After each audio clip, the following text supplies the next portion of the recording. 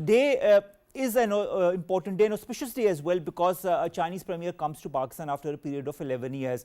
But an important day as well because a lot of important MOUs have also been signed. And of course, the Gwadar International Airport has also been inaugurated today. When you look at the MOUs, strengthening security cooperation, smart classrooms, co-production of TV programs, food security, an MOU between the State Bank of Pakistan and the People's Bank of China, construction of joint laboratories, export of meat, human resource development, assistance program of fighting vehicles to Islamabad city. These are just some of the MOUs that have been signed. Before also, when our Prime Minister had gone to China, many other MOUs were also signed. And since the beginning of this year, around 22 important projects of collaboration have continued to go in the right direction between the two countries. And I would really like here to give a lot of emphasis to the work done by the Pakistan's ambassador to China, Khalil Hashmi Sahab. What I want to understand here, Usman, is economically speaking, and we've talked about this in the past as well, economically speaking, how important is the SCO as an organization, because it represents a very huge populace of the world and extremely important economies. Yes, absolutely. Thank you for having me on your show. It's always a pleasure. As far as the SCO goes, I think that more and more stakeholders around the world, not just within SCO countries, are realizing that there are new formations of economic and political energy in the world. The Astana Declaration of the SCO in 2024, earlier on, mentioned that the winds are changing and that the global south and east are working towards a new system that is for the betterment of the people rather than on the previous century's exploitative structures. This is very important to understand. Within the SCO, you have a lot of demographic vitality, economic dynamism, both potential and actual, and more of the stakeholders within SCO are coming to the table, not just the G2G government stuff, but private sector engagement as well. So evidently, SCO has become a very successful platform. Arguably, it is more successful now than others of the same level, such as the BRICS, because SCO has much more momentum and it's larger and also more closely joined countries as opposed to BRICS, which covers 3 continents, which are quite disparate.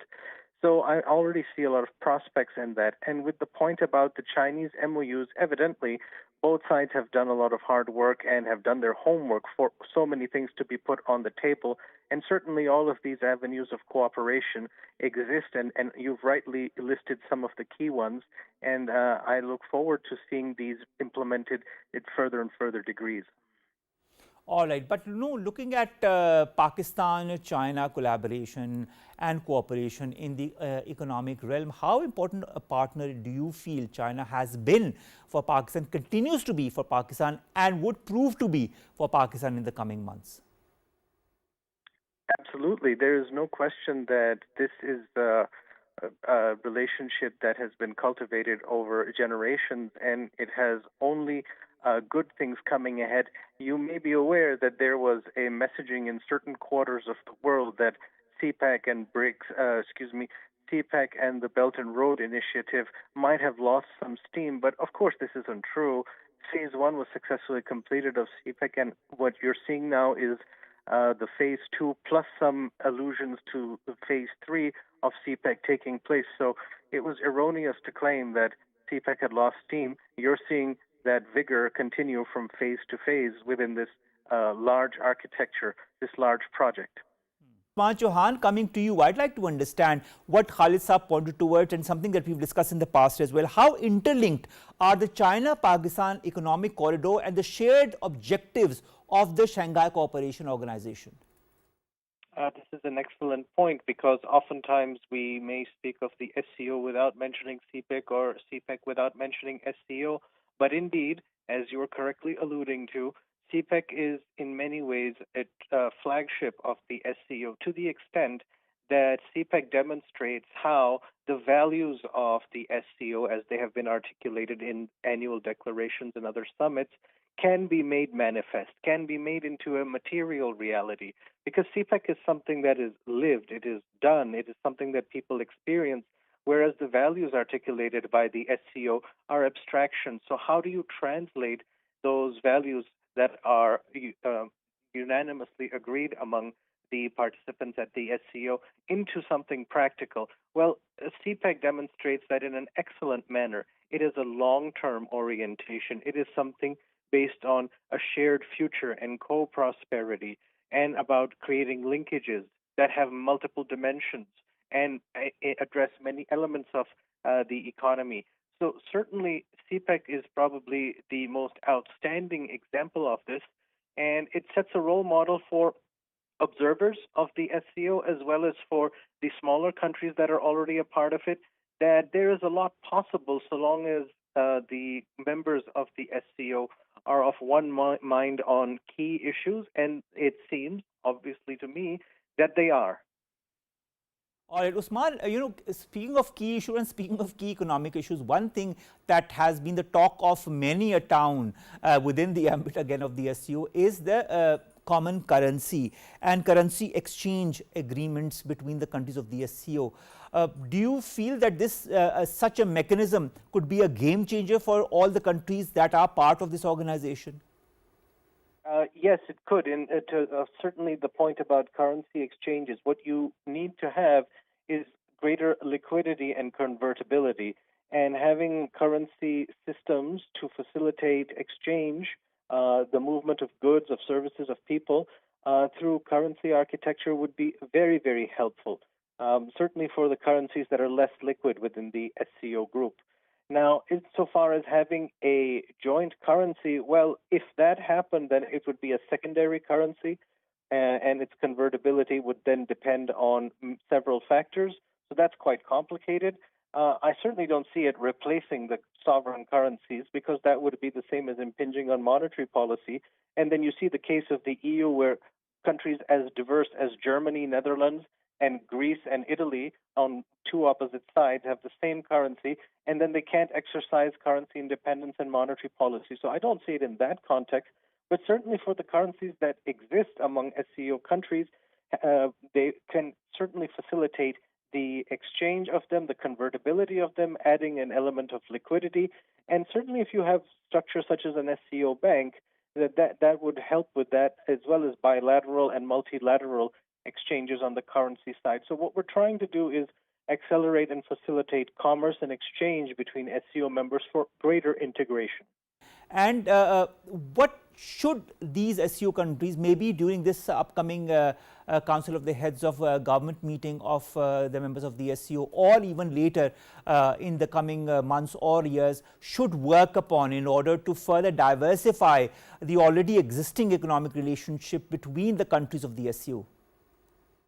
Well, this is a very large subject because the SCO has taken on issues of all sorts. But broadly speaking, you can say that there are security and stability elements, economic and prosperity elements, politics in terms of international relations and multipolarity, human resource development, primary sectors such as agriculture, medical and other healthcare issues, connectivity and transport.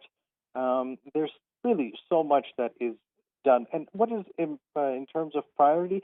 Well, to be honest, each country will prioritize different things. But the important thing is that they are all of importance. All sectors carry a certain level of weight.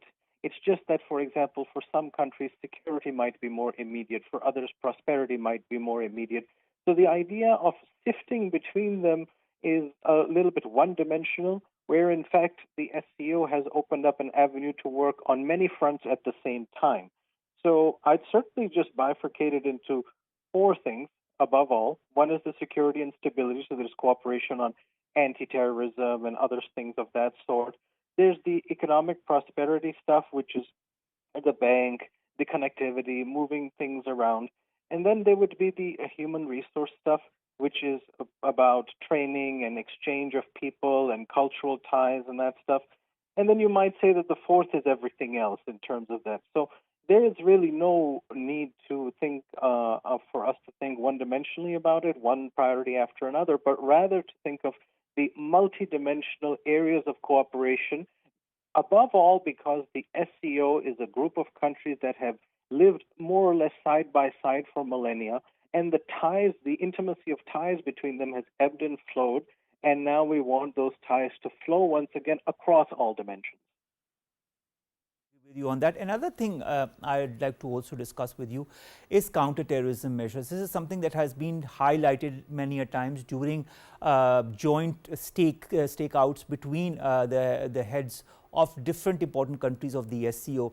Now that we've also heard that Afghanistan might also be on the agenda during this meeting, what important measures could be taken as joint initiatives in the counterterrorism endeavor? There are several areas that matter in this. One is that everybody is on board. The second is that we're able to discuss the problems that emanate from a single country, Afghanistan. And the third is that we have to put in the wherewithal to make sure that terror elements do not ruin the recovery that's taking place in Afghanistan gradually. So that's what the SCO's discussions will probably be. That's basically how things have occurred in the SCO so far, such as the Astana Declarations text and previous years' text also point to that. So there's an important balance to strike, and I think SCO strikes this balance very well between attaining objectives together and then on the other hand not intruding or encroaching upon the sovereignty of participants, whether they're full of members or observers. So that balance has to be struck, and at least having all of the countries discuss the elements of this, the contours of this, is very important because these are the countries that are most affected by it since they are the neighboring countries of Afghanistan, and that includes us. So the contours of that will probably be hammered out over the next few days, but definitely the fact that Afghanistan is being raised in this manner is of the utmost concern, especially for us as a neighbor. How lucrative, in your point of view, whether it be for the SCO, for all the countries of the SCO together, cooperating together, or between China and Pakistan, is a sustainable digital transformation, especially for countries like Pakistan with e-governance, with digital banking, with telecommunication and artificial intelligence leading the list? I'm very glad that you raised this point because the digital transformation offers a unique window for countries at the stage of development that Pakistan is at, as well as certain other members of the SCO, to leapfrog into the 21st century in a way that would not have been possible a generation ago.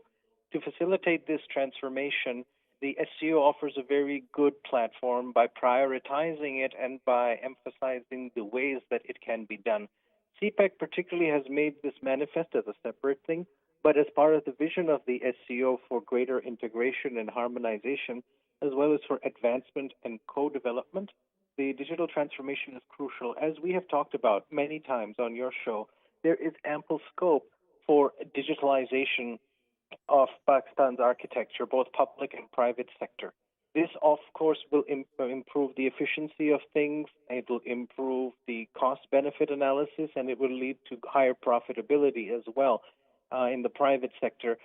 So there is ample room for that. Currently, the financial system, the technology sector, the telecom sector, the healthcare sector, the education sector, they all have ample room for digitalization. And I think that if this were true for all countries in SCO, including especially the Central Asian ones, we can all advance at a much quicker rate than we otherwise could have. Thank you very much. And of course, Pakistan now hosting it is another chapter that begins for our country in the regional level and in the global level as well. With that, we come to an end of this transmission. We'll go now to our news break. After that, the transmission continues right here on PTV World. Omer Khalid Butt bids you farewell. Allah Hafiz.